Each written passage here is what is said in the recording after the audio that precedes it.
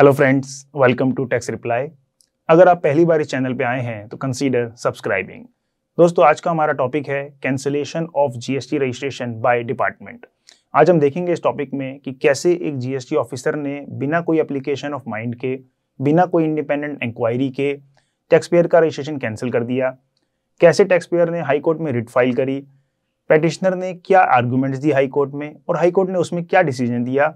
आज हम ये सब इस वीडियो में देखेंगे, तो वीडियो के अंत तक बने रहिएगा। हो सकता है आपके भी ये कभी वीडियो काम आ जाए।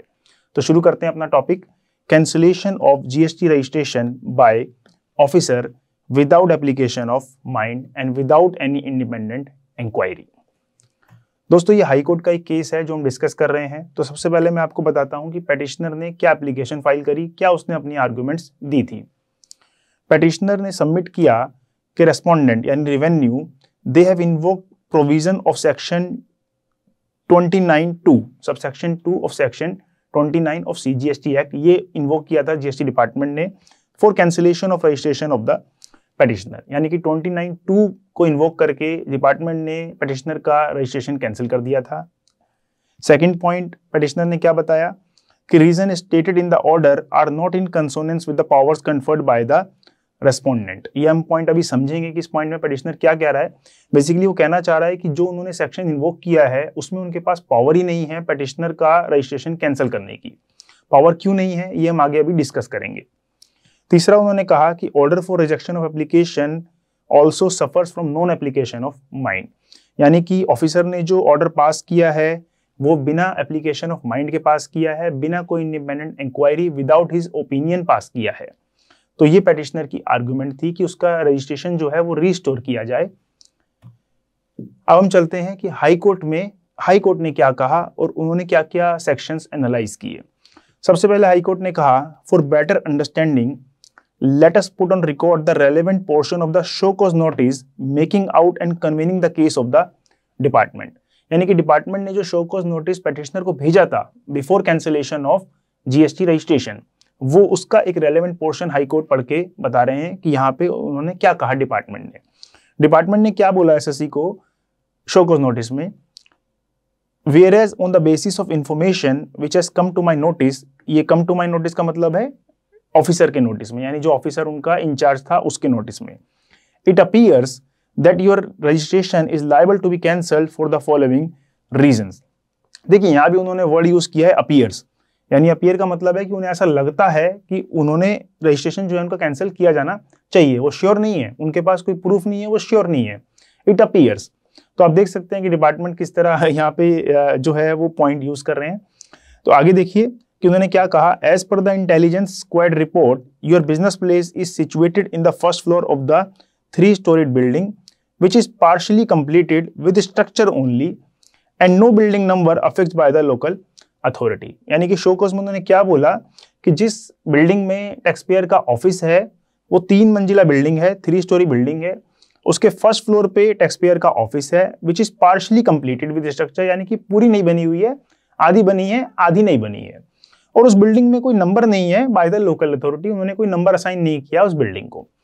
तो ये शो कॉज नोटिस में डिपार्टमेंट ने कहा।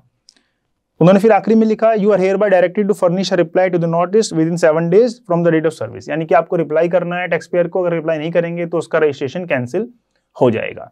तो ये पॉइंट उन्होंने भेजा जिस पॉइंट पे डिपार्टमेंट ने रजिस्ट्रेशन उसका कैंसिल किया।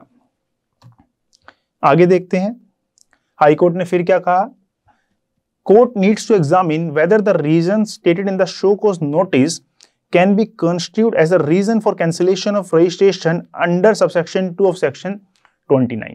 तो कोर्ट ने कहा सबसे पहले हम ये देखेंगे कि जो रीजन डिपार्टमेंट ने शो कॉज नोटिस में मेंशन किया है, क्या वो रीजन लॉ में कहीं मेंशन है, क्या वो रीजन लॉ में इसकी परमिशन देता है डिपार्टमेंट को कि इस रीजन के बेस पे किसी का रजिस्ट्रेशन कैंसिल किया जा सके। तो देखिए फिर उन्होंने क्या कहा कि the answer to this question is found to be negative, यानी कि उन्होंने कहा ऐसा कोई रीजन है ही नहीं लॉ में जो इस बेसिस पे, इस पॉइंट पे ऑफिसर को पावर देता हो कि सिर्फ बिल्डिंग में नंबर नहीं है और जिस बिल्डिंग में पेटिशनर का ऑफिस है वो पूरी नहीं बनी हुई है, थोड़ी बनी है, थोड़ी नहीं बनी है।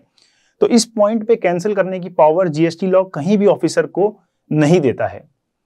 Because subsection 2 of section 29 does not provide the contingency of situation of place of business in a partially completed building having no building number affixed। यानी उन्होंने कहा, हाईकोर्ट ने कहा कि ये पॉइंट कहीं जीएसटी लॉ में है ही नहीं, तो इस पे कैंसिल कैसे किया जा सकता है। Such is not the reason as contemplated by subsection 2 of section 29 authorizing the proper person to cancel the registration of a person। यानी कहा कि सेक्शन 29 में ऐसी कोई कंडीशन है ही नहीं। Consequently, the order of cancellation is not valid। यानी कि जो कैंसिल किया गया है वो गलत किया गया है, टैक्स पेयर का रजिस्ट्रेशन कैंसिल नहीं होना चाहिए था। आगे देखिए हाई कोर्ट ने क्या कहा, उन्होंने फर्दर एनालाइज किया कि at this point it is appropriate to take note of rule 25 of the CGST rule. Then उन्होंने एक पॉइंट आगे गए, उन्होंने रूल 25 भी एनालाइज किया।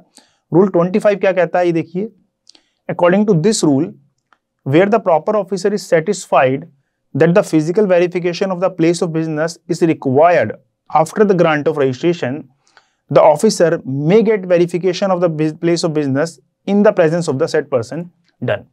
यानी कि अगर ऑफिसर को लगता है कि कोई डाउट है कहीं पे उन्हें प्लेस ऑफ बिजनेस में कि ये प्लेस जेन्युइन है या नहीं है, तो ऑफिसर के पास पावर है अंडर रूल 25 कि वो चाहे तो फिजिकल वेरीफाई कर सकता है और जाके देख सकता है कि हकीकत क्या है।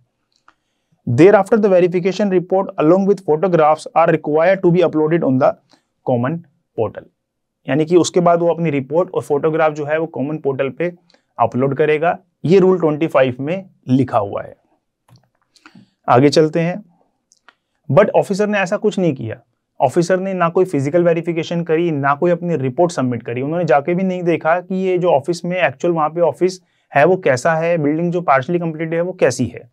तो हाईकोर्ट ने फिर आगे क्या कहा, the state tax officer is the proper officer for assessment and he is a competent officer to invoke provisions of rule 25।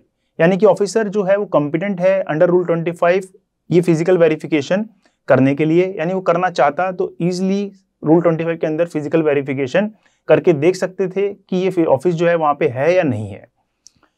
This officer issued notice to cancel the registration of petitioner based on the report of the intelligence officer. यानी कि GST officer के पास एक report आई थी intelligence से, उन्होंने इस report में लिखा था कि ऑफिस जो है ये प्रॉपर नहीं लग रहा है, इसमें कोई नंबर भी नहीं है, ये पार्शियली इनकम्प्लीट है। तो इस बेसिस पे सिर्फ प्रॉपर ऑफिसर जो हमारा जीएसटी ऑफिसर है उसने ये नोटिस भेज दिया पेटिशनर को कि भाई आपका हमारे पास रिपोर्ट आई है, उसके बेस पे आपका ऑफिस जो है वो जेन्युइन नहीं लग रहा है। It is clear that the state tax officer himself did not conduct any inquiry as contemplated in rule 25। ये पॉइंट बड़ा इंपॉर्टेंट है कि ऑफिसर ने खुद कोई इंक्वायरी नहीं करी जाके, उन्होंने सिर्फ और सिर्फ इन्वेस्टिगेशन रिपोर्ट के बेस पे ही डिसीजन ले लिया कि पेटिशनर का जो ऑफिस है वो बोगस है, फेक है। He proceeded further to cancel the registration despite the fact that the petitioner was agreed by the report of intelligence officer। High court ने क्या कहा कि जीएसटी ऑफिसर ने पहले तो शोकॉज भेजा कि भाई रिपोर्ट आई है हमारे पास, उसके बेस पे आपका ऑफिस जो है वो जेन्युइन नहीं लग रहा है, हम इसे कैंसिल करना चाहते हैं। पेटिशनर रिप्लाई भेजा कि ये रिपोर्ट जो है मैं इसको नहीं मानता हूं, मैं इससे एग्री नहीं करता हूं, और उसने अपने डॉक्यूमेंट सबमिट कर दिए जो जो उसे करने थे। इसके बावजूद जीएसटी ऑफिसर ने उसका रजिस्ट्रेशन कैंसिल कर दिया despite the fact that the petitioner was agreed by the report of intelligence officer. Petitioner agree नहीं कर रहा था रिपोर्ट से, फिर भी उन्होंने कोई इंक्वायरी नहीं की, इंडिपेंडेंट इंक्वायरी, और उसी रिपोर्ट के बेस पे उसका जीएसटी रजिस्ट्रेशन कैंसिल हो गया। आगे चलते हैं। फिर हाईकोर्ट ने क्या कहा, the officer as such ought not to have proceeded ahead with cancellation of the registration on the basis of report of the intelligence officer। यानी कि ऑफिसर को प्रोसीड नहीं करना चाहिए था इस केस में, कैंसिल उसे नहीं करना चाहिए था on the basis of report of intelligence officer only. The proper officer ought to have independently assess the situation। यानी कि ऑफिसर को सिचुएशन जो है वो इंडिपेंडेंटली असेस करनी चाहिए थी, जाके वहां पे खुद वेरीफाई करना चाहिए था कि हकीकत क्या है, कौन सही कह रहा है, इन्वेस्टिगेशन रिपोर्ट सही है या टैक्स पेयर सही कह रहा है। Without considering this the officer had cancel the registration. Officer ने सारे पॉइंट्स इग्नोर करते हुए सीधा रजिस्ट्रेशन कैंसिल कर दिया। The application of revocation of cancellation of registration is also rejected by the officer without proper inquiry in the matter। जब tax payer का registration cancel हो गया तो उसने रिवोकेशन एप्लीकेशन फाइल करी, उसकी वो रिवोकेशन एप्लीकेशन भी रिजेक्ट हो गई without any proper reason. High court ने फिर लास्ट में क्या कहा, बिकॉज ये ऑर्डर जो है वो पास किए गए हैं without application of mind, without any independent inquiry, therefore the orders are set aside. High court ने ऑर्डर जो है वो सेट असाइड कर दिए, क्वैश कर दिए और टैक्स पेयर का रजिस्ट्रेशन वापस रीस्टोर कर दिया। तो दोस्तों इसमें जो क्रक्स निकल के आया हाई कोर्ट की जजमेंट में वो ये निकल के आया कि जीएसटी ऑफिसर जो है वो अपने एसी रूम में बैठे बैठे पेटिशनर का किसी का भी रजिस्ट्रेशन कैंसिल कर देते हैं। एक फॉर्मेलिटी के लिए शो कॉज नोटिस भेजा जाता है कि भाई ये हमें लग रहा है, आप इसका रिप्लाई कीजिए। पेटिशनर अगर रिप्लाई भी करता है तो उसका रिप्लाई बिना कंसीडर किए फाइनल ऑर्डर पास कर दिया जाता है। तो अब हो सकता है इस हाई कोर्ट की जजमेंट के बाद ऑफिसर जो है थोड़ा सा प्रिकॉशन लेंगे और डेफिनेटली उनको लेना चाहिए, किसी का रजिस्ट्रेशन ऐसे ही कैंसिल नहीं करना चाहिए विदाउट एनी प्रॉपर इंक्वायरी। तो अगर आप भी इस प्रॉब्लम से फेस कर रहे हैं, आपके साथ भी कभी ऐसा हुआ है कि किसी आपके क्लाइंट का रजिस्ट्रेशन कैंसिल हो गया है, तो आप डेफिनेटली इस हाई कोर्ट की जजमेंट को फॉलो कर सकते हैं और आगे इसको यूज कर सकते हैं।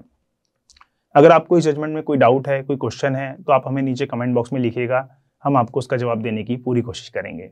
Thank you.